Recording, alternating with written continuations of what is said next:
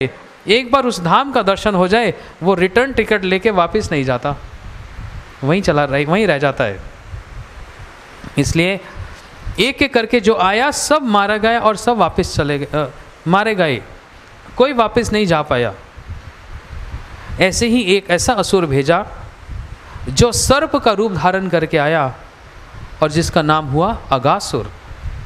बहुत बड़ा सांप का रूप धारण करके गोकुल में, वन में ही अपना मुंह खोलकर इस भावना से बैठा कि कृष्ण आएंगे, अपने मुंह में निगल लूँगा और विष से उनको मार डालूंगा। बड़ा भारी एक सर्प मुंह खोलकर बैठा है।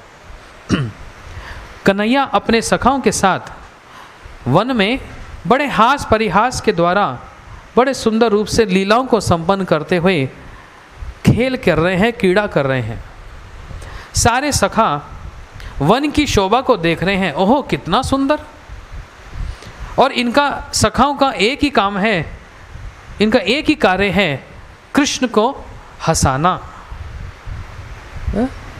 बस उनके साथ खेल करना, हंसाना। तो इसलिए कैसे हंसाते? भागवत जी में वर्णन आया, एक बंदर को देखा और जैसे बंदर उछलता है ऐसे सखा उछल कर दिखला रहे हैं, एक डाल से दूसरी डाल। लेकिन कभी डाल हाथ में ना आ जाए तो गिर के नीचे पटकते हैं। और कन्हैया जोर से हंसते, देखा बंदर की नकल करता है। पक्षी आकाश में उड़ते और जैसे सूर्य की किरणें श्याम सुंदर कृष्ण पर आती, पक्षी अपने पंख फैलाकर ऐसी छाया प्रदान करते कि वो सूर्य की किरणें कृष्ण पर ना आए। और जैसे पंछी उड़ते हैं, सारे सखा भी भूमि पर उस पक्षी की तरह अनुकरण करते हुए ऐसे घूमते फिरते, कृष्ण को हंसाते। एक मेंढक जैसे फुदकता है, ऐसे सखा भी हाथ को पैर में रखकर फुदक फुदक कर दिखलाते। हर वो कार्य करते जिससे कृष्ण की प्रसन्नता हो। और ये खेल कूद में बस इसी में इनको आनंद मिलता और कन्हैया को आनंद पहुंचाते। ऐसे करते करते सारे सखा जब वन के भीतर में प्रवेश किए तो सब आपस में बात करने लगे, अरे देखो देखो, वन की शोभा को देखो, कितना सुंदर एक गुफा है यहाँ पर। गुफा नहीं, वो तो अगासुर का मुंह था, सांप का मुंह, इतना लंबा खुला हुआ और बहुत लंबा सांप, कोई छोटा मोटा नहीं। बोलते कितनी सुंदर गुफा है, चलो भाई जरा गुफा के अंदर जाके देखें। अपने बछड़ों को और सारे सखा उनको घास चराते चराते गुफा में प्रवेश करने लगे। और जैसी जीभ पर पहुंचे, बोलते हैं बड़ी सुंदर वह है वन, ये ऐसी सुंदर गुफा, ऐसा गलीचा बिछा दिया, कारपेट बड़ा कोमल है। सब उछलने लगे। और वो सर्प ये विचार कर रहा है कि सारे सखा तो आ गए, बस कन्हैया का आना बाकी है। और जैसे ही कृष्ण प्रवेश कर जाएंगे, हम इनको मुंह बंद करके विष से निगल जाऊंगा और कंस का, अपने मित्र का कार्य पूरा करूंगा। इस भावना से सारे सखा बछड़े गए। कन्हैया पीछे से रोक रहे हैं, मत जाओ मत जाओ। कृष्ण समझ गए ये कोई असुर है, ये कोई गुफा नहीं है। लेकिन कोई भी कन्हैया की बात नहीं सुन रहा। सब तो वन की शोभा को बस देखते देखते उस गुफा में प्रवेश करते जा रहे हैं, सर्प के मुंह में प्रवेश कर रहे हैं। और जैसे गए, अंदर विष का ऐसा प्रभाव कि बछड़े भी मूर्छित हो गए और सारे सखा भी मूर्छित हो गए। अब कन्हैया, कृष्ण उन सर्प के मुख में जो प्रवेश करने लगे, इसने तो सोचा हमारा काम तो बनता जा रहा है। कृष्ण जैसे मुंह के अंदर प्रवेश किए, इसने अपना मुंह बंद करना चाहा और कृष्ण को निगलना चाहा, अपने विष के प्रभाव से मारना चाहा। लेकिन श्याम सुंदर श्री कृष्ण अपने पराक्रम को ऐसा दिखलाने लगे कि सर्प का कंठ भी अवरुद्ध होने लगा, सांस लेना मुश्किल हो गया। अगासुर हाय मरा, बस प्राण छटपट होने लगे। और कृष्ण के बल और पराक्रम के कारण अगासुर की वहीं मृत्यु हो गई। मृत्यु तो हुई, लेकिन एक बड़ी अद्भुत बात हुई। उस सर्प की, ये तो असुर था, सांप का रूप धारण किया था। इस सर्प की जो आत्मा, वो एक ज्योति की तरह आकाश में उड़ी और ऊपर चक्कर लगाने लगी। ऐसे ऐसे घूमने लगी। क्यों?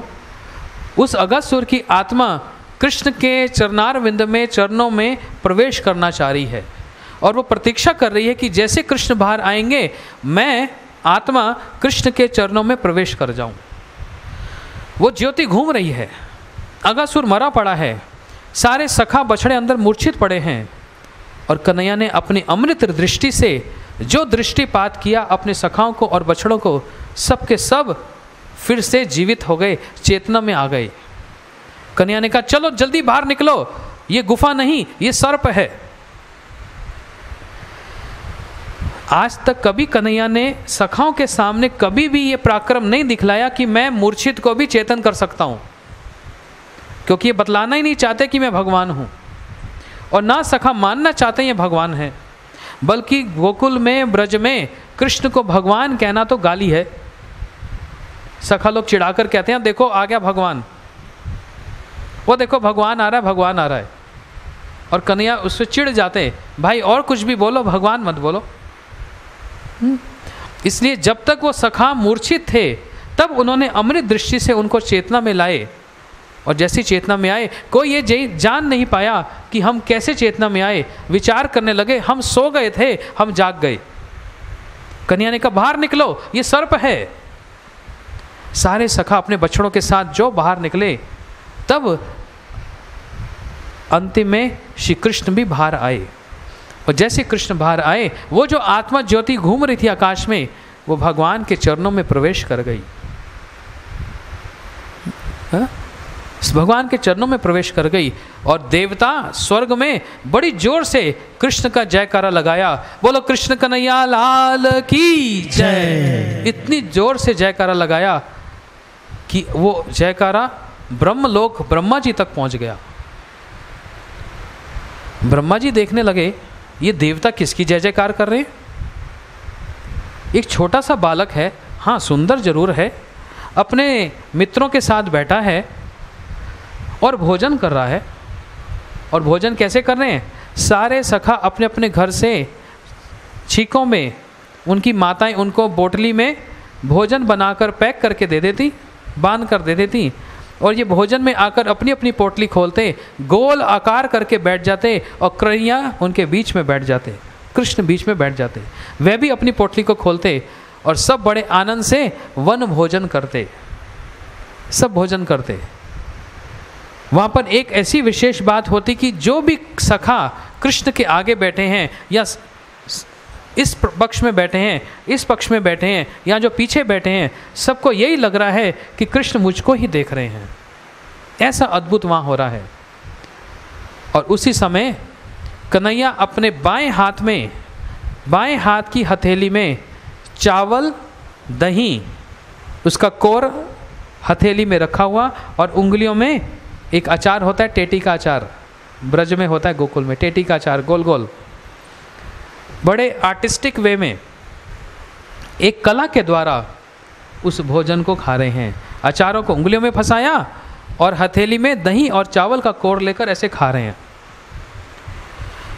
ब्रह्मा जी आए, ये देखने लगे कि सारे देवता इनकी जय जयकार कर रहे हैं, ये कोई भगवान है? भगवान अपने मित्रों के साथ इतने आराम से स्वाभाविक रूप में भोजन करता है? हमने तो नारायण को देखा, बड़े सोफिस्टिकेटेड हैं, बैठते हैं और बड़े दूर से पूजा अर्चन होती है, लेकिन ऐसे सखाओं के साथ खाना, तो ये कैसे भगवान हैं? मैं इनकी परीक्षा करना चाहता हूँ। बल्कि ब्रह्मा जी के मन में ये बात है कि इनके अंदर ये जो शक्ति है, जिस कारण से देवता जय जयकार कर रहे हैं, ये कोई पुरातन पुरानी शक्ति है या आगंतुक अभी अभी आई कोई शक्ति है। और ये परीक्षा मैं तब कर सकता हूँ जब इनके सखाओं को और इनके बछड़ों को मैं चोरी करके ले जाऊं, इनको कहीं छिपा दूं। ये भगवान होंगे तो तुरंत जान लेंगे। ब्रह्मा जी ने क्या किया? पहले तो गैया को चुराया, जो जमुना जी में निकट में जल पान कर रही थी। कन्हैया अपने हाथ में दही और चावल लेकर खाते खाते सखा को कहने लगे, भैया हमारे बछड़े गैया कहाँ हैं? बोलते मैं देखूं। कन्हैया ने कहा नहीं नहीं, मैं जाकर देखता हूँ। खाते खाते वहाँ गए, देखा है ही नहीं। अरे ये कहाँ चले गए सब? ब्रह्मा जी ने उन गैयों को वहीं पास में एक गुफा में छिपा डाला। और जब कन्हैया देखने आए जमुना जी के पास, तो जितने सखा थे ब्रह्मा जी ने उनको भी चुरा कर वहीं गुफा में छिपा दिया। कृष्ण जब जमुना जी के पास अपनी गैया को नहीं मिले तो सखाओं को कहने आए कि हमारी गैया कहाँ गई, लेकिन जब आकर देखा तो सखा भी नहीं है। अरे वहाँ गैया गायब हो गई या सखा अंतर ध्यान हो गए, क्या हो रहा है? भगवान जो सर्वज्ञाता हैं, अंतर्यामी हैं, आज एक साधारण मुग्ध बालक की तरह इस बात को समझ नहीं पा रहे कि कहाँ गए सब। कभी ये संभव हो सकता है कि भगवान को कुछ पता ना हो? भगवान की तो इतनी शक्तियां हैं कि उनको स्वयं नहीं पता, और वो सब समय भगवान की सेवा करने के लिए सब समय ललायत रहती हैं। तो कैसे संभव है भगवान को नहीं पता सखा कहाँ गए और बछड़े कहाँ गए और सब कहाँ गए? कैसे पता? बोलते उस समय योग माया ने भगवान को छिपा रखा था। उनको ये नहीं पता रखा था कि आप भगवान हो, आप ईश्वर हो। ये कौन करा रहा है? योग माया करा रही है। लेकिन जब भगवान जानना चाहते हैं कि है कहाँ, उसी समय योग माया ने इनको जना दिया, प्रभु आप भगवान हो, सर्वज्ञ हो, जानो कहाँ हैं। और जैसे ही वो सर्वज्ञता वाला गुण हावी हुआ, उस समय श्री कृष्ण ने देख लिया, ओहो ब्रह्मा ये आपका काम है? अच्छा, इतने बड़ा सृष्टि करता और चोरी कर लिया? ठीक है, आपको मैं देखता हूँ। भगवान उसी समय हाथ में दही का कौर वो लेकर अपने ऐसे ऐश्वर्य को प्रकाशित किया, जो सखा जिस रंग का, जिस स्वभाव का, ऐसे का ऐसे ही अपने अंदर से प्रकट कर दिया। जो बछड़ा जिस रंग का जैसे भी था, वैसे के वैसे ही उन गैया बछड़ों को भी प्रकट कर दिया। अब ध्यान से सुन रहे ना सब लोग? वो जितने बछड़े हैं वो सारे अब कौन बने हुए हैं? बोलना जोर से जरा, नहीं तो इसका मतलब नहीं सुन रहे हो। वो सारे सखा इस समय कृष्ण हैं, और जितने वो गैया हैं वो सब कौन है? क्योंकि भगवान ने अपने अंदर से ही, अपने रूप से ही वो सब सखा और गैयों को प्रकट कर दिया। हाँ, मतलब बछड़ों को प्रकट कर दिया। और जो वास्तविक वाले, जो मूल जो सखा वो सब थे, वो एक गुफा में ब्रह्मा जी ने छुपा दिया। और ब्रह्मा जी छिपाकर ब्रह्मलोक में गए,